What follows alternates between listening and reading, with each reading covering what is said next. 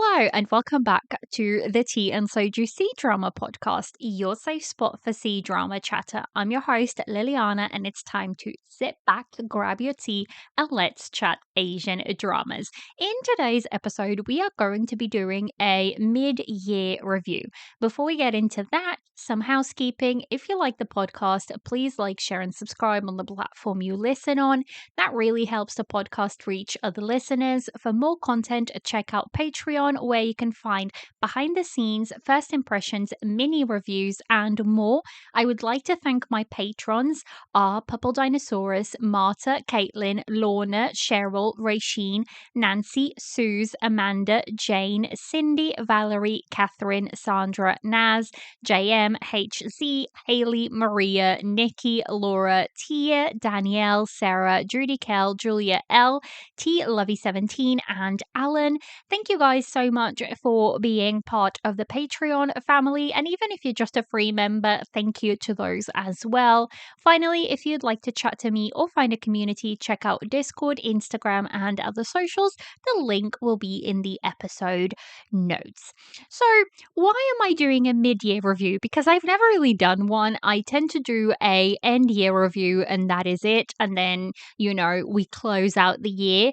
But last year, I kind of realized that I got to the end of the year and I couldn't really remember the dramas that kind of aired all the way back in January and February, in the earlier months of the year. So I thought it would be fun to kind of do a mid-year review where I can just kind of go through the first 6 months and then do the end review where I'm sure I will touch upon some of the dramas from the first 6 months, but overall, I can talk about the year overall and I can refer back to this episode as well.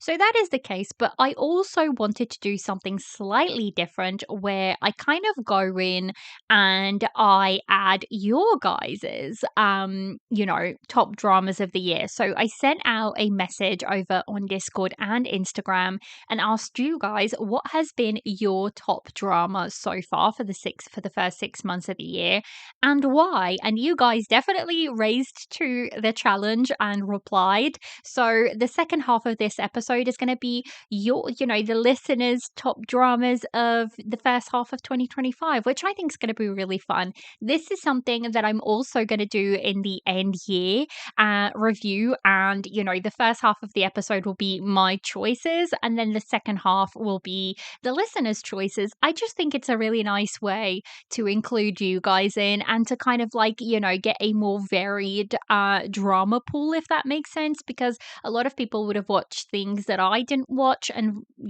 vice versa. So I just hope you guys like this new format. Now, I was doing a little bit of thinking, and this year I decided I wasn't going to just rely on MDL. I was going to do a list myself, and I was going to keep track of everything that I was watching. And it's just a very, very quick list. It's literally drama name, when I finished it, and then what I rated it. And so far, I have finished 40 dramas altogether, which is actually not that bad for the first kind of 6 months of the year. Now, it's definitely not up to par to where I was watching, say, 3 years ago or even 4 years ago when I was watching 150 dramas a year. That's, I don't think, is ever going to happen again. I think I'm going to start averaging out at about maybe 80 dramas a year, which is not that bad, taking into account that the podcast itself takes a lot of my free time away. So, that's not that bad.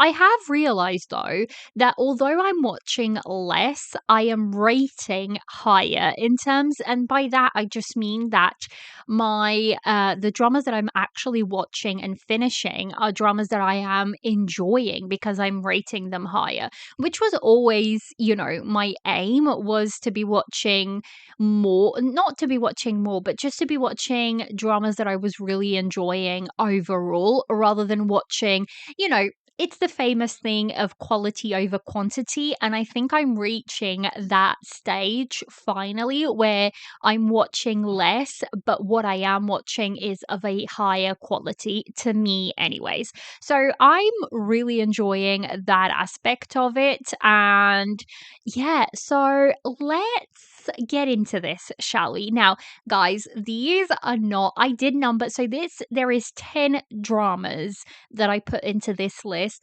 They are numbered, but they aren't in like order of what I liked more to what I liked less. In by no means. They are literally listed in the order that I finished them because that was just the easiest one.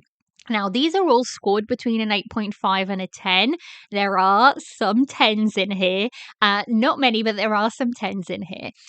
So let's get into it. The first one, I finished like literally, I think this was very early on. I think I might have finished this in January, although this is a 2024 drama. It finished airing on December 18th, but I didn't watch it until January. So I'm counting it to me as a 2025 drama because, you know, I watched it in 2025.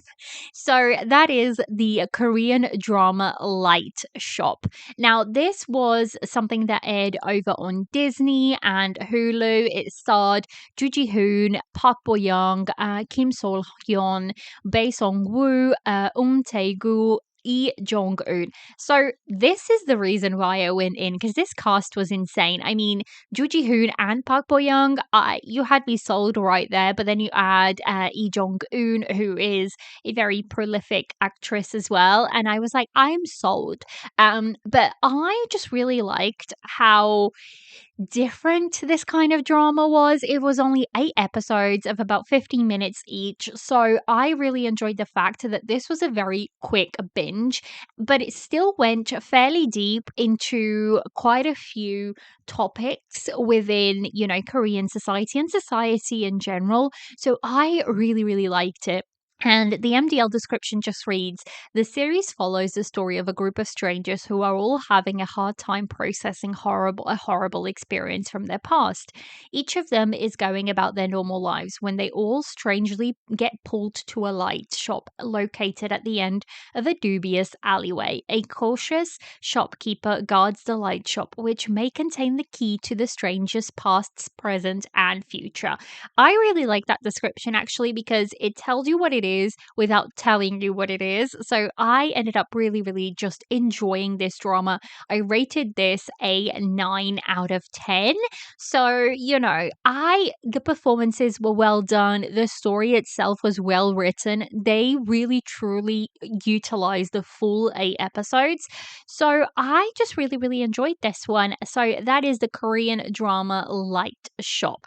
So the next one is one that I'm not going to go too much into detail. And the reason being is I have a review for this. I freaking loved this. And again, this is one that finished in December, but I didn't get to finish it till January because I went back home and this was not available back home. So it made it a little bit impossible to kind of watch. And that is the Chinese drama Blossom. Now, this is a drama that is 34 episodes. It is a Tencent video production, but it is available now on WeTV, iQIYI, Viki, and Netflix. It stars Mang Ziyi as Do Zhao and it stars Lee Yoon Rae as Song Mo. These two had so much chemistry that it was freaking insane. And I'm so glad they're going to be working together again because they truly, truly just work together. So the story kind of follows our female lead, and the MDL description reads: after a tragic life filled with betrayal and injustice, noblewoman Do Zhao unexpectedly wakes up years in the past, armed with the memories and regrets of a previous life and a mysterious prophetic book. Determined to change her fate and protect her family, she forges a partnership with Song Mo, a general who shares her secret of rebirth. Together they navigate court intrigue, hidden conspiracies, and personal vendettas, slowly building trust and affection as allies who get a second chance to right the wrongs of their first lifetime. So I love that setup. I love whenever a character gets to go back and redo their story. And this was this was just done so incredibly well. I rated this one a 9 out of 10. I can't remember. I did review it. I do remember having a couple of quibbles with it, mainly with some of the supporting actors, I think. But yeah, if you want to listen more, then please check out the full review on the podcast for it. And then you can listen to more in-depth review of it. And that's episode 113. So, scroll back and get some more info. Now, the next one is Love Scout. Also reviewed on the podcast, and I got Naz from Swoon Diaries to come and review it with me. I really loved it. There was something just so incredibly special about Love Scout and about these two characters falling in love. I mean, and this male lead just being the absolute sweetest guy. It's absolutely written by a male. I mean, a male written by a female for a female audience, and I was just here because competence is sexy, and this guy was incredibly competent, so I loved it. It was really good. I did have a couple of qualms with it, mainly I think because some of the storylines got a little bit dragged out, but I did score it a 9.5 out of 10. Now, this is 12 episodes. It's a CBS drama, but you can also watch it on Viki, which is where I watched it. Apparently, it's also on Apple TV. It stars Han Ji Min and Lee Jun Hyuk, and I think everybody and their mother fell in love with Lee Jun Hyuk after this drama because he looked so good. And again, competence is sexy, guys. So if you want more thoughts on this one, scroll back on the podcast feed. It is episode 118. Naz and I had a blast reviewing this one and talking about it. So that this one had to go in my list. It's one of my highest rated dramas of the year.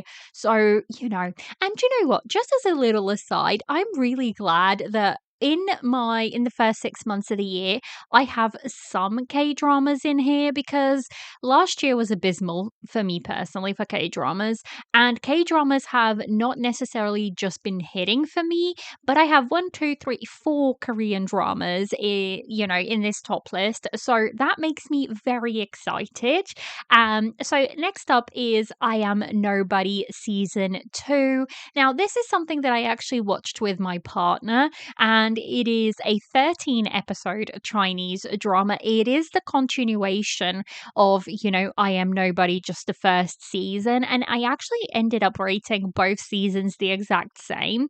Now, this drama stars Peng Yu Chang, and it also stars Wang Ying Lu and Hu Hao Ming Hao. And Vicky Chen. So that's like your main cast for this drama. It is a Yoku drama. And I don't think there's a lot I can say about it without kind of like giving spoilers. I did review this over on the Patreon feed, I believe. And the second season is called I Am Nobody, the showdown between yin and yang.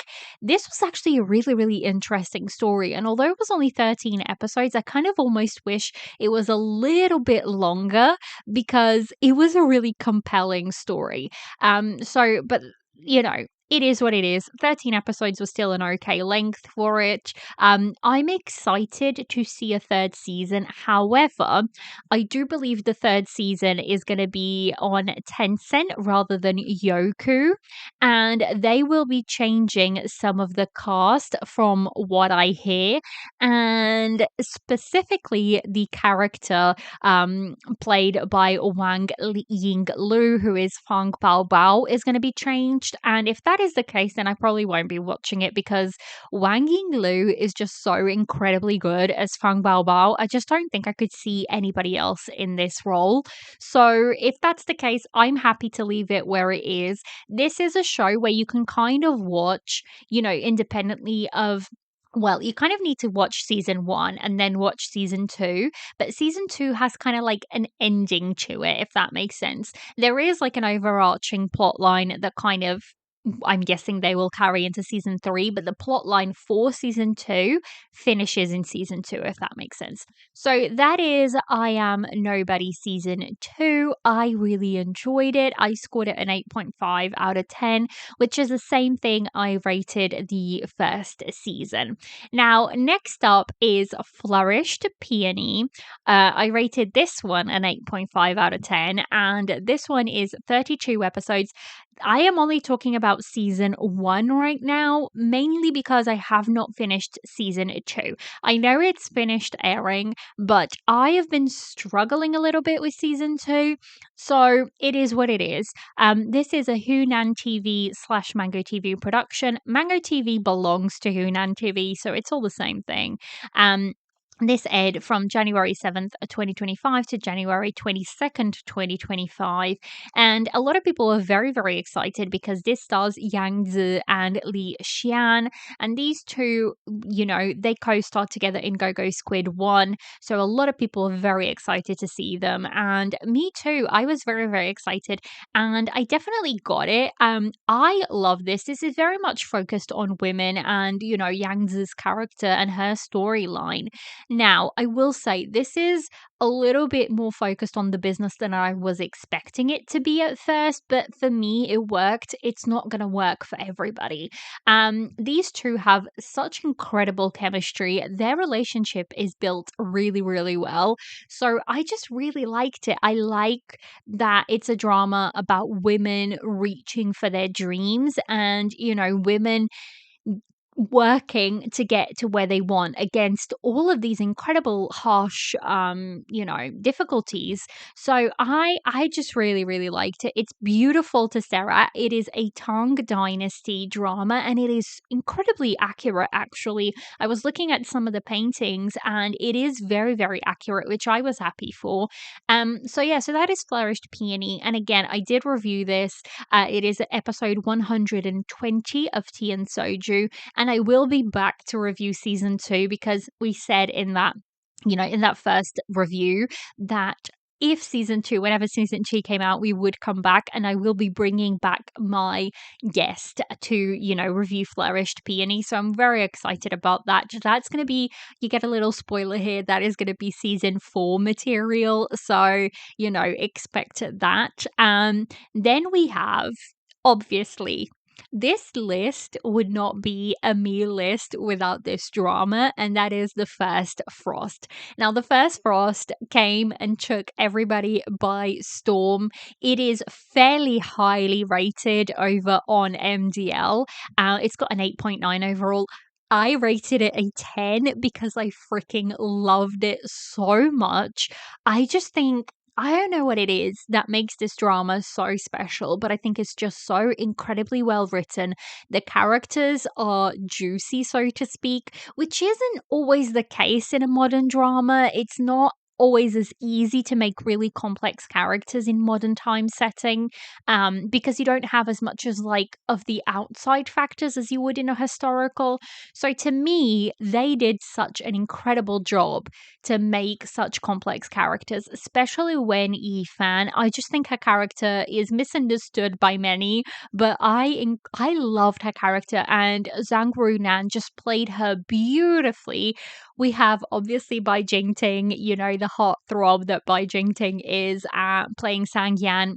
And like I said, I was so incredibly worried when this first kind of came out because I was like, oh my goodness, they're not bringing the characters back. They're not bringing, Victor Ma to play Sang Yan. And that is a little bit upsetting. But actually watching it, I think Bai Jingting was perfect for the role. And I treat this as a separate drama to The First Frost. Like, this is separate to me. And that mentality kind of made the drama really, really work for me. So I loved it. It is a Yoku drama. It aired from February 18th, 2025 to March 10th, 2025.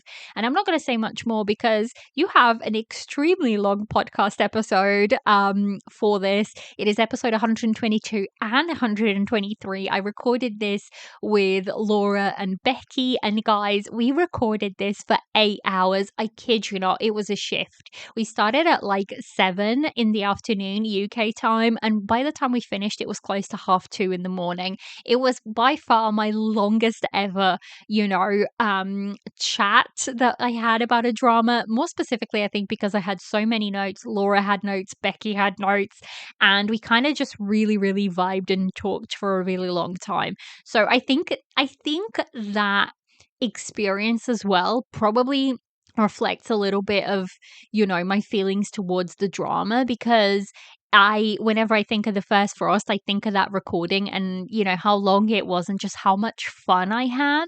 So I think that, kind of reflects on the score that I gave it as well. I think if I were to critically really analyze it, I would probably give it like a 9 or a 9.5, but I just could not, you know, go and not give it a 10. So that is the first Frost.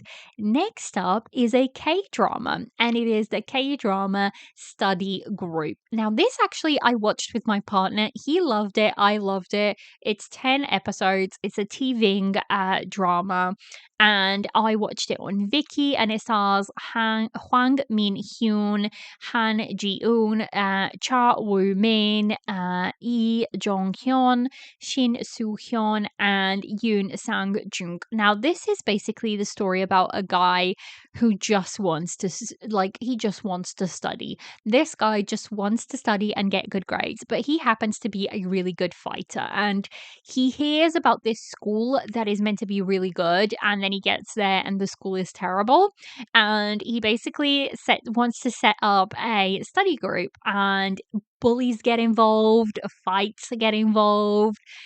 It is what it is. Now, the fight scenes in this were just so incredibly well filmed that I was here for it. I loved watching Hwang Min Hyun in this. The way that this guy went from like a puppy to a I'm ready to break you all into pieces was insane to me, and it worked so incredibly well. Like, my partner and I were watching this together and just having the best time. So I ended up scoring this a 9 out of 10, and I just overall really, really enjoyed it. I enjoyed the characters. I enjoyed the storyline. I think 10 episodes was kind of like perfect for it. It worked really, really well. So that is Study a Group. And also, this is not a type of drama that I usually gravitate towards, and the fact that I rated it a 9 just kind of shows like how good it was for me personally. So the next one is the Chinese drama Such a Good Love. Now, this drama is gonna surprise a few people that it's on, my top dramas for the first half of the year. And I think, I don't know, it's not going to be to everybody's cup of tea, because this is a very realistic kind of drama and not everybody is going to enjoy that. It's actually got a 7.5 over on MDL. I scored it an 8.5 out of 10. So it's the drama Such a Good Love, and it stars Wang Ganyu and Wang Yu Wen. It's available on WeTV and Viki. It is 26 episodes, and the MDL description just reads: the story follows the epic yet ordinary love journey of an 80s born couple in Beijing. When the most talented young man Zhou Shui meets the most loyal and righteous young woman Da Ji, they fall deeply in love. They dream of a better future in their cramped rental room and find joy amidst hardships, supporting and cherishing each other. 18 years later, a young couple born in the 2000s stumbles upon this recording of their love story, becoming spectators and commentators of this tale of youthful romance. The intersection of these two generations sparks memories and reflections on love. Is it worth it? Do we still dare to love as they did? And I think they do ask questions like that throughout the whole drama, and it's like, if you know something along the lines of, if you know it was bound to end, would you still start it? And I really enjoyed that storyline.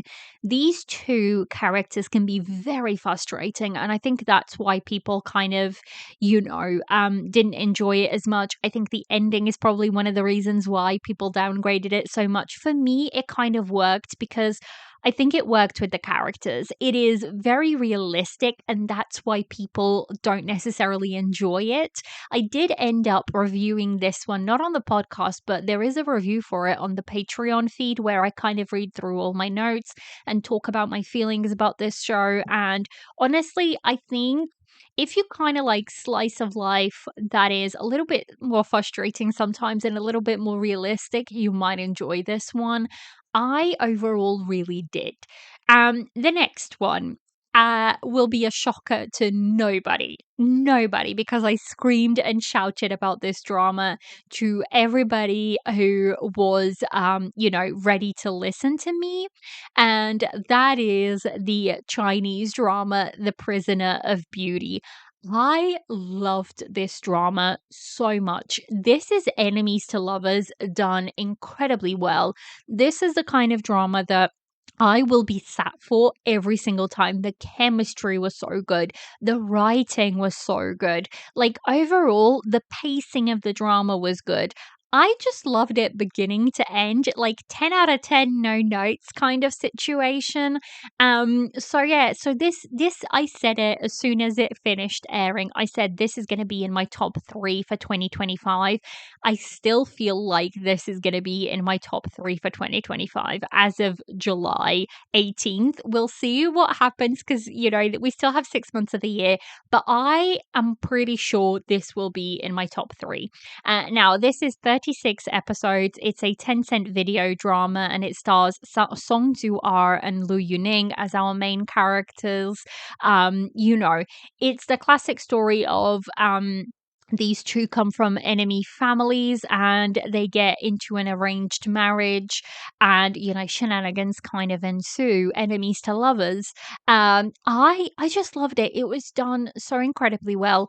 There is a couple of things that I could probably change in terms of like the baddies of the overall story, the villains themselves, but apart from that, like, I loved it. Like, this story is the main couple. The main couple is the story. End of. I did do a review on this one, and that is episode 134, and I just loved it. So if you want to listen to me, talk more about it, then check out that episode. And then lastly, but by no means least, we have a K drama, and that is Our Unwritten Soul. This to me is probably one of the best K dramas I've watched so far this year. I know, guys, you are going to come for me because you will be wondering where When Life Gives You Tangerines is at. Look, I got spoiled at the ending of the ending. I got spoiled literally within about half an hour of the episodes being out, the last episodes being out. I got spoiled and I got so frustrated that I got spoiled that I still have yet to finish When Life Gives You Tangerines. I will absolutely finish it before the end of the year. But I just wanted a little bit of distance, make myself forget about it and then come back and kind of finish it off because I was just so freaking annoyed. Don't spoil stuff for other people, and I'm usually not one to really care for spoilers, but I don't know. It just made me really frustrated. But back to Our Unwritten Soul. This is a TVN drama. It is 12 episodes and it stars Park Bo Young, Park Jin Young, and Ryu Kyung Soo. Now, Park Bo Young, not Park Bo Gum, Park Bo Young actually plays twin sisters. So she plays Yumi Ji and Yumi Rei. And one of the twin sisters has a relationship with Park Jin Young's character. The other kind of has a relationship with Ryu Kyung Soo's. Now, I was very much a fan of one of the twin sister story, and not as much as the other one. So the one, blonde hair, I think is Park Mi Ji, Yumi Ji, who has who was a promising track and field athlete and then kind of that got taken away from her. I really liked her storyline much more. I loved her chemistry with Park Jin Young's character, and I think Park Jin Young's character as well was just, really good. He had really great development, and I ended up enjoying that a lot. So this is available on Netflix. Now, my biggest quibble with this show was how freaking long these episodes were. I mean, some of the episodes were hitting 1 hour 30. And I think when you have such long episodes, the episodes themselves sag in the middle because it's a movie length, but you're not telling a whole movie storyline in one episode. So the pacing was a little bit of a problem for me, mainly because the episodes were so long. I wish they would have been shorter and just made it 16 episodes because technically that's what it is. These are like 16 episode K dramas, but they almost cut it to 12 and like make them 1 hour 20, which is just, a little bit too long for me. So that was probably like one of my biggest quibbles with this. But overall, I really, really enjoyed it. It's, probably like I said, one of my favorite K dramas, for 2025. So that is it, guys. That is my top 10 in no particular order, because if I were to reorder them, they would definitely not be. They are just in the order that I watched them.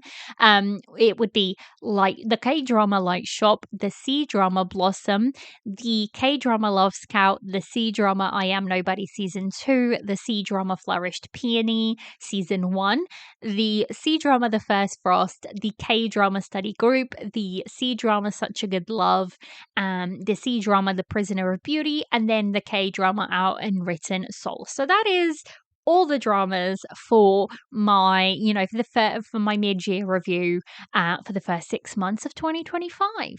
So now we are going on to the part of the episode where I'm going to read through, what you guys sent in and your choices. So the first one is Judy KL's, and they said Legend of Shanghai with The Prisoner of Beauty close behind. But yeah, I was hooked and could barely breathe.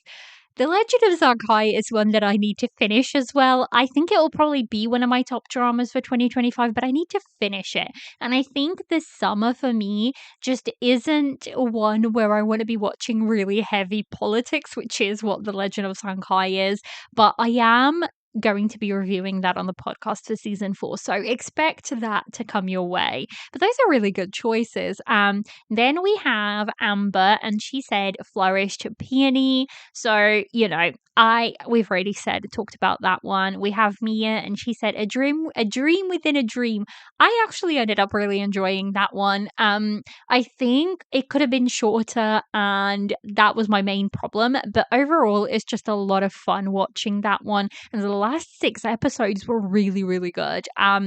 We have Alika, and they said Moonlight Mystique, which I reviewed on the podcast, A Dream Within a Dream, 7 Relics of Ill Omen, and The Best Thing. So those are all really good choices. I have watched all of those bar 7 Relics of Ill Omen, which I started, and I will admit I was a little bit bored, so I kind of put it on hold. But again, really good choices. Then we have Sin Sin, and they said First Frost for sure is number 1 on my list. Acting, story, cinematography, OST, the whole package, even the bad stuff too, the Noble Idiocy. And it's true, like even the Noble Idiocy was good in the First Frost. We have Gemma, and Gemma said, it's been Korean dramas for me this year. When Life Gives You Tangerines was one of those dramas that just spoke to your soul. I've never cried so much, but at the same time felt uplifted by a drama, the truest slice of life. But for me, it was Dear Hong Rang that grabbed me. I'm a deep thinker, and this story for me has so many discrete nuances that made this story very deep. It left me very thoughtful after each episode. Yes, it was dark, but beautifully so, because it spoke to humanity. I've already rewatched it, but intend to do again on my flight to Korea later this year. On a less deep level, the fight scenes are something else. Oh, and Mercy for None, the cinematography, the choreography of those fight scenes, and the simple story that delivered on excitement, revenge, and what dramas are about. Entertainment. I definitely want to watch that again. All 3, 10 out of 10. I have yet to actually watch any of those. Well, I started When Life Gives You Tangerines, but we've already talked about that. So, OG Drummer said, favorite 2025 drama released in 2025 was First Frost. Good story, good cinematography, great relationship development, greenest of green flags male lead, terrific female lead, thoroughly enjoyed. Favorite drama watched in 2025, regardless of release date, was Light the Night. I think this is a Taiwanese drama. This is not what they said. This is what I'm saying. I'm pretty sure Light the Night is Taiwanese, but I may be wrong. The characters, top to bottom, were fully fleshed out. Relationships were developed and explored in depth. The mystery itself was well plotted, and the format keeping us in the dark for a bit as to who died was novel and well executed. The cinematography, the acting were A plus, just top notch drama. I have watched Like the Night. I'm just trying to think. I'm pretty sure it's a Taiwanese drama, but it is actually really good drama. I did enjoy it when I watched it.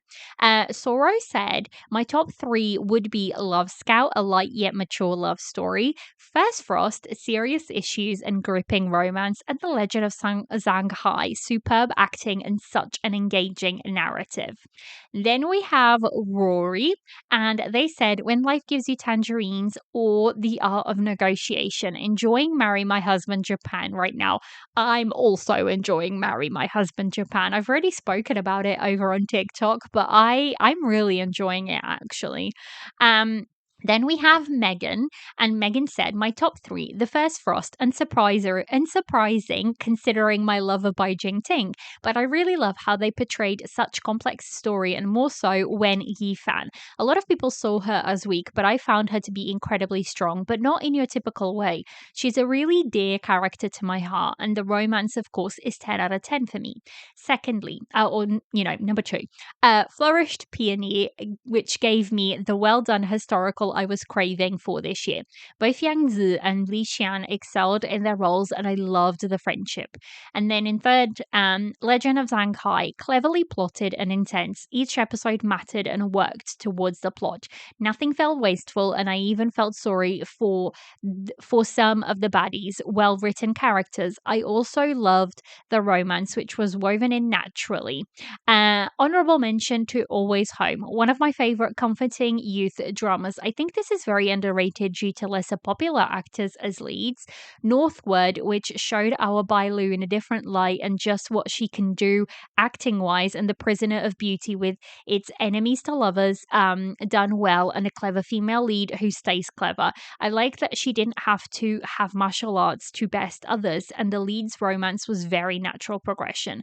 Also, honorable mention to Begin Again, which technically came out at the end of last year but ran into this year. A beautifully done drama that felt like a film. I want to go back to Begin Again, especially because it's all filmed, or a lot of it is filmed in Macau, and there's so much like Portuguese influence there.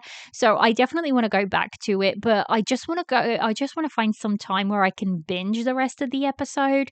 So those are all really good choices, Megan.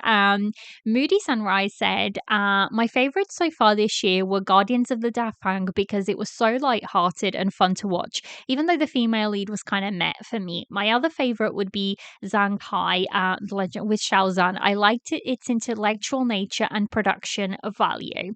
I actually ended up quite enjoying Guardians of the Dafang. I think for me personally, in the beginning, it was a little bit too all over the place, as in you didn't really know what the plot was meant to be. But overall, it was really good. Like, Wang Hedi in Guardians of the Dafang was just, that role was written for him. And I think the female lead, it wasn't her fault because I've seen her in other stuff and she's good. I think it was like how she was written for sure. Then we have Angel Boo, and they said the best thing C drama. It came at just the right time for me. I agree. Like, the best thing is one of those things that you watch when you just want like nothing. I don't know, when you're just needing something really, really easy to watch, that's kind of like what that drama is. We have One Bookish K Mom, and they said The First Frost, hands down. I mean, I've already raved about The First Frost. You guys know, my love for this show is real. Um, We have Yan Wei Di. They said the only 2025 releases I've watched are I Am Nobody Season 2 and Filter. Really enjoyed them both. When Chi was great in I Am Nobody. I watched Filter a couple of months after it came out, and it was just what I needed because it's been a rough spring and summer. I hope it gets better for you and I hope it's like on the way up, but I get it. Filter is one of those dramas that you can absolutely, watch when you just want your brain to kind of, turn down a little bit. That works perfectly for that. So Lily Jane said Umi no Hajimari, which I believe the English translation is Where the Sea Begins, which is I loved that drama, that J drama. It's not 2025 drama, but I watched it this year. For 2025 dramas, unfortunately, there is nothing that I was really into. Perhaps Eat, Run, Love, but I know that's a very unpopular opinion. Look, we all like what we like. We gravitate towards different things, and that's what makes life fun. Because if we were all to like the same thing, then it would just be incredibly boring to do so. And then we have Tanya, and she said, I've been dropping more shows than finishing in 2025, but just went through my MDL list, and there are only four I've given 10 out of 10 this year. First Frost. I'm a sucker for a second chance romance, and this one hit all my buttons. Everything was perfect chemistry between the leads, the overall cast, cinematography, OST, production, wardrobe, good novel adaptation. Especially loved how Zhang Runan portrayed Wang Yifan's character. Begin Again. I loved everything about this show, but especially the setting, Macau, the beautiful cinematography, and the healing journeys of all the characters. Always Home, such a comforting watch. It became one of my favorite youth dramas of all time, and I'll remember this trio of friends forever. Prisoner of Beauty, compelling plot and one of my favorite female leads in a historical drama. All very good choices. And then we have Five Sue Bears, and they've said, I feel Love in Pavilion is criminally underrated. Look, I have a lot of notes on Love in Pavilion, and I probably will end up, reviewing it at some point. Whether it'll be a Patreon review or a podcast review, I'm not sure yet. I liked it in certain points, but I think there was a lot of things that could have been done better, and that was, my biggest problem. But I'm glad that you enjoyed it, and I think there is a lot of people out there who also really, really enjoyed that one. Drama Lover 93 put them. They said, I'll list them by country. Korean, When Life Gives You Tangerines, great acting, storytelling, writing, just everything. It's an epic slice of life. Strong second to The Tale of Lady Ok, which stole my heart. Chinese, The Prisoner of Beauty, great acting, chemistry, storytelling. I love dramas with smart leads, and the enemies to lovers narrative was well executed. Japanese, Light of My Lion, a non 2025 drama that stole my heart and kept me on my toes. A slice of life drama interwoven into an intriguing mystery. I love the family at the center of the show and actively rooted for them. Thai, Mad Unicorn, the only 2025 Thai show I've watched, but it sucked me in from the very beginning, and I enjoyed the ride till the end. A classic David versus Goliath story. Taiwanese, Living, a non 2025 drama starring Chris Wu that kept me engaged from start to finish. Male lead is going through a crisis and decides to return home before making a big decision. He reconnected with his family and rediscovered why family is important. Just a great show. I actually really want to watch Living because this was one of the highest rated dramas over on Douban from 2024. So this one is absolutely on my, to watch list for at some point. I will get around to it at some point. But I definitely want to watch it. So that is it. I think overall, so far, we've had an okay drama year. I've had a few dramas where I've been like, oh my gosh, this has been, really good. I feel like it's already better than 2024, especially in terms of Chinese dramas. I feel like there's more Chinese dramas that I'm watching. I do find that a lot of my choices are historical over all my top dramas. I'm gravitating way more towards historical, which is always fun to figure out. But overall, I think we're good. I hope that for the next 6 months, we still get some really, really good, whether it be regardless Chinese dramas, K dramas, Japanese dramas. I am watching a few more Japanese dramas, which I'm excited to talk about in my currently watching list next week. So yeah, let's hope that we get a really good, last half of the year, and that we get, more and better dramas. Although some of these will be hard to beat, like The Prisoner of Beauty and The First Frost, for me personally, will be incredibly hard to beat. But we shall see. We shall see what, C Drama Land delivers this year. So that is it, guys. That is the episode. I hope you guys have enjoyed it. And please let me know down in the comments, whether it be on Instagram or on Spotify, what has been your favorite drama for the first half of the year and why. I would love to, read through some of those comments. So that is it. I hope everything is going well for you in your corner of the world, and I shall catch you next time. Bye.